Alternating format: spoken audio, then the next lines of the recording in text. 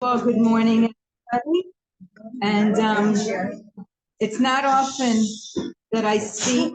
I'm not a Torah teacher by any stretch of the imagination, but I have other gifts. And one of the gifts is that for the last 29 years, I run a mission for an organization called CAMRA, Committee for Accuracy in Middle East Reporting in America, the largest media watch group in the United States. The board members come every year for the last 29 years. From the second they walk off the plane till the second they leave, I manage every moment of their time here.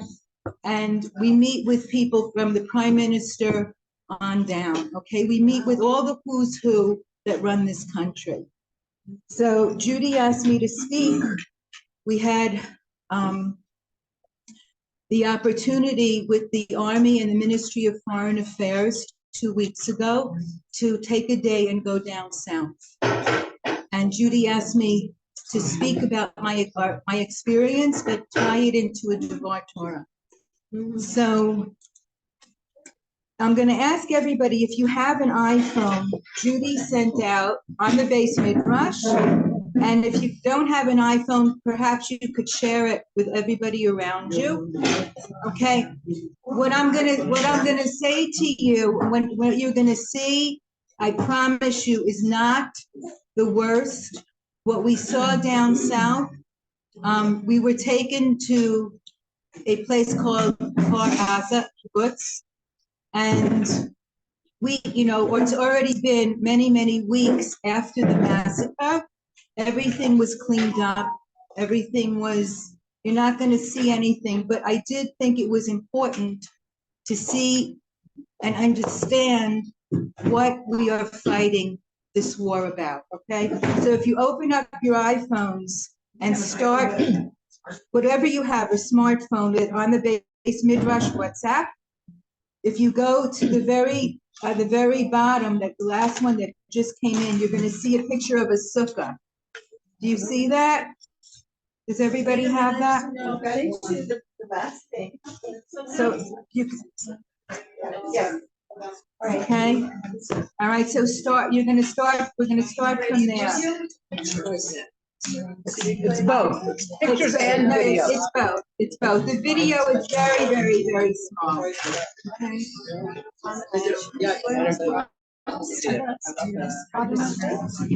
What? Yeah, use my phone. All right, it didn't go at first. Yes, it did. On my mind. Did? All right, I'm going to go through everything with you. So just give me a moment. This is in Kfar Aza? This is in Kfar Aza. Okay. As we just learned, As we just learned from this week's Parsha, we'll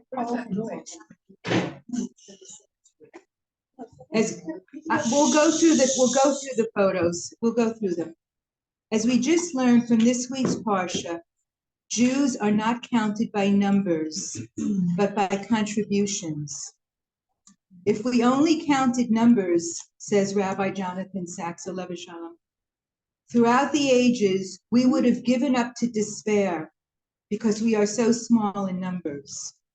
Rabbi Jonathan Sacks says that if you want to know the strength of the Jewish people, ask them to give and then count their contributions. We, the Jewish nation, are less than 0.05% of the whole world population. Do you hear that? 0.05% of the world population. And we have contributed more to humanity in the world in almost every field imaginable. Not only do we give in money and knowledge, but we Jews give of ourselves as well. Over 500,000 Jews returned to Israel following October 7th. Most of them were the young people who were coming back to go back into their units. Over 500,000. The first week after the war, 360,000 Jews came back, and the remainder up to 500,000 came back up until the mid-November. I did all my homework, trust me on this, okay? Over 60% of the Israeli population has been involved in some sort of volunteer work since the outbreak of the war. We, Am Yisrael, are a giving nation. 3 weeks ago, I had the opportunity to see firsthand some of the remnants of destruction in the wake of the Hamas terrorist monsters. Kfar Aza, only 5 miles from Gaza, and today is a closed military zone. A former industrial kibbutz with over 700 residents now stands still, and the silence is screaming. Kfar Aza is frozen in time, frozen on October 7th, with sukkahs still standing here and there, and only 2 inhabitants who survived are back living in this kibbutz. And they were kind enough to let all of us use their bathroom. Over 100 people were killed. There are some groups other than mine who are also being escorted around the kibbutz by the army. All the houses are cordoned off with tape from the police, and every house is marked by various symbols indicating how many people were murdered or kidnapped from each house. As we walk around the kibbutz, we notice that the damage to the houses is much worse as we near the far end of the kibbutz, the area which housed the young people, and the area that was closest to the border of Gaza. Houses were torched, burned, torpedoed by rocket-propelled grenades, while the young people who were sleeping were murdered, pillaged, or kidnapped. There are no words. We are not seeing the worst of this because it's all been cleaned up, so to say, by the police and army. They left the remnants of what remains. The photos you are now seeing speak for themselves.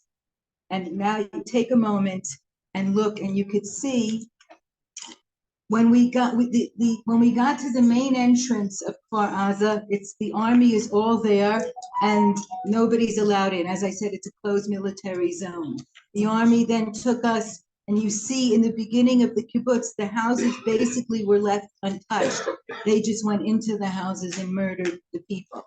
But as we went to the back, you see the whole back area. You could see Gaza from the back where they came in. And that's where the young people who were mostly not yet married yet, people in their 20s, late teens, 20s, early 30s, the single young people from the kibbutz all lived in that area in the back there. And those were the homes that you see on the pictures there that were mostly destroyed. There was one house that we were allowed to enter. It was the house of young Sivan and Noah, her fiance. They'd known each other since childhood. They were both 23 years old. They were getting ready to be married, and they were brutally murdered in their home that Shabbos morning. You're gonna see, and don't take the time now, but you're gonna see there's a photograph. Sivan's mother made in Hebrew and English, a copy of the WhatsApp conversation between her daughter and her feelings. She felt that she wanted to photograph the house and to show people what actually happened there, and you'll see it all there.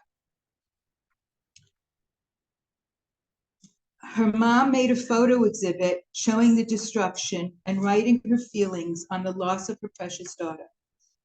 Just as I was getting the last of my group out of the house, I was approached by Aviad, a lovely man who was helping me coordinate this day. Aviad shared with me that the father of Sivan was standing outside the house and would I like to say something to him. And also know, like, nobody in my group is shomer anything, and I'm the only one who is somewhat connected to God. In a matter of seconds, I had to think what to say. What do I say to clearly a secular Israeli man whose daughter was so recently and brutally taken from him? I was introduced to Aviad and immediately asked the father if he spoke English. He responded affirmatively. I said, I don't have words to say to you because there are no words. I can only somewhat imagine your pain because when I was a young girl, my father was also murdered. But I didn't have God in my life at the time. So I bless you that you're always surrounded by those that love you, those that can comfort you, and those that will be there for you. I bless you that you feel the hand of God holding you all the time. I then continued to tell him that in my world and in the world of my Israeli Hebrew-speaking husband, that we both believe this is the war of Gog and Magog, the final war before Mashiach. And God willing that very shortly, all of us will be reunited with those that we've lost and loved.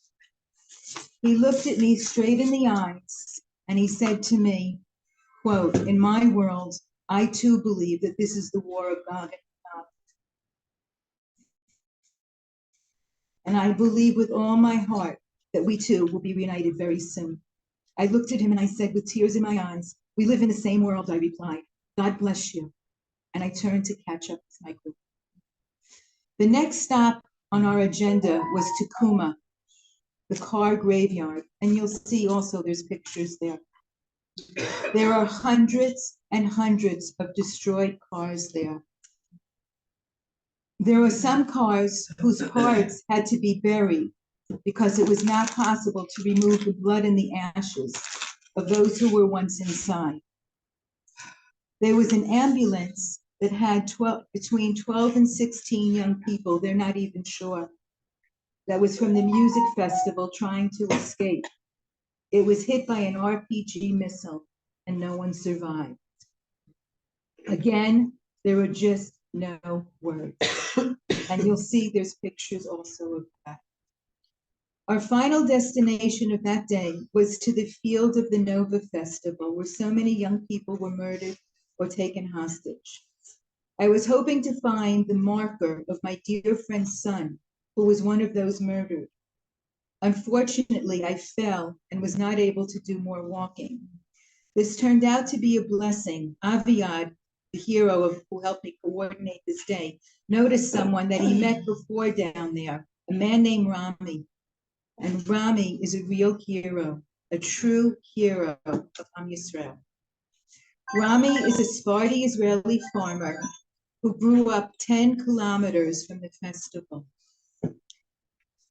At 6:30 that dreadful morning, Rami got a call from his good friend whose son was at the festival. He jumped into his truck, not aware of the magnitude of what was ahead of him. Now, I just want you to know, Rami was telling us this story in Hebrew, and we had the spokesman for the Israeli police, this lovely man, young 28-year-old guy, Dean, was doing all the translation. He jumped into his truck, not aware of the magnitude of what was ahead of him. He saw hundreds of young people fleeing the site, screaming and begging for help. At this point, Rami says he was beginning to comprehend that something awful was happening. He called his son-in-law and he told him to prepare the residents of the Moshav to prepare to take these kids who were wounded and terrified. Minutes later, he says that he located his friend's son, whom he was sent to rescue. He grabbed him and about a dozen others inside his truck as he headed back to his Moshav. He heard the details of the terrorists and the young people begging him to go back and rescue others. This man, by himself, no gun, no nothing, went back and forth over 4 hours, picking up dozens of kids each time. Thankfully, he knew the way to go back and forth through the woods, the only back road where the terrorists had not taken over. Young people had gotten Rami's phone number and were sending him their locations. There was one girl, a young 23-year-old girl who was totally alone, Amit. She didn't know what happened to her friends. She was sending Rami her location. And when he got nearby, he saw that there were 5 or 6 Hamas terrorists with machine guns right in her area. He had no combat military training. He's 58 years old. He doesn't have a gun. He doesn't have anything. He jumped out of his truck and he said in Arabic to the terrorists that he's a Muslim from Yemen and that he just saw the IDF and they should leave the girl and escape while they still could. Who could think of this? Who could think of this in times like this? Exactly. Listen to what he says. Exactly. He says they should leave the girl and escape while they still can. At that moment, he said he felt fearless. He continued to say, and I quote, "The hand of God touched me and guided me to do all of this. His only regret was that he was not able to save more young people. Needless to say, he saved me and countless others that fateful day." I want to go back to Rabbi Jonathan Sacks. He tells the story from the book of Judges when Israelites suffered a devastating series of attacks from the Midianites. God called on the warrior Gideon and told him to wage war against the Midianites. Gideon assembled an army of 32,000 men. God responded, "These are too many men." God then says to Gideon to tell those who want, "Go home." Only 10,000 men remained. God continued to tell Gideon to take the men to a place of water and observe how they drink. Only 300 of those men stood as they cupped the water to their mouths. It was those 300 men that God said, "I will save you and give the Midianites into your hands." Gideon struck the Midianites and won. Rabbi Sacks continues to say to us and our ancestors is that to win a Jewish battle, the battle of the spirit, the victory of the heart, mind, and soul, you do not need numbers. You need dedication, commitment, study, prayer, vision, courage, ideals, and hope. You need people who instinctively are inclined to give, to contribute, to give, then count their contributions. The finest way, he says, devised to measure the strength of a people. And this is what all of us have been seeing since October 7th. I want to end my talk with one more point. During the week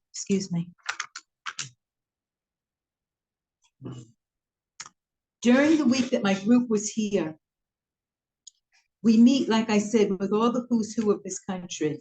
Many of our guests are former military heads, the former deputy of national security, former heads of military intelligence, generals of the IDF, and more. They're all retired now, but all of them, because of their expertise, are still brought into all the major meetings with the Prime Minister and the Army during this war.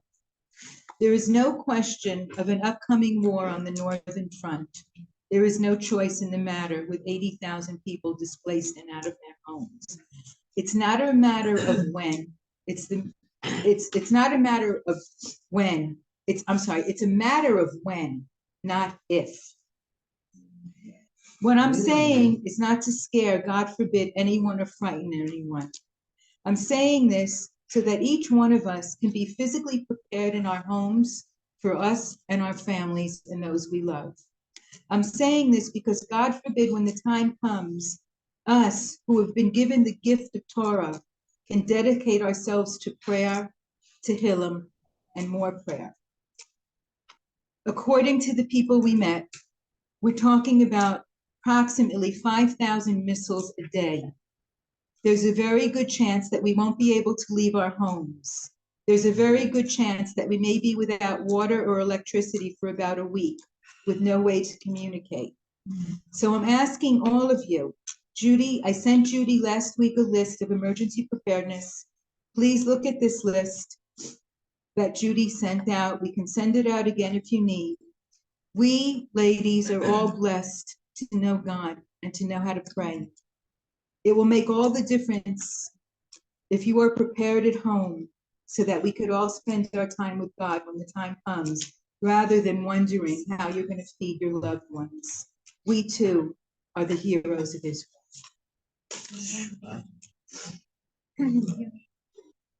Okay. Thank you. So how can we support the group or find people to support? My group is a extremely large organization.